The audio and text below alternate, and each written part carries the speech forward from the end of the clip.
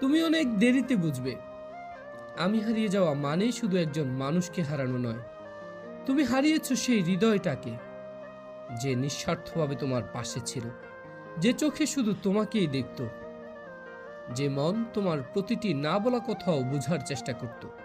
একদিন হঠাৎ খুব মনে পড়বে আমাদের সেই সব দিন যখন আমি ছিলাম। তখন হয়তো তোমার বুকের ভিতর এক অদ্ভুত শূন্যতা বাঁধবে, কিন্তু আমি তখন থাকবো না।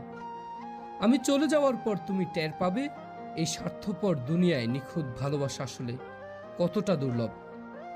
ভালোবাসার অভাবে, অনুভবের দারিদ্র্যে তুমি ধীরে ধীরে পুড়ে যাবে।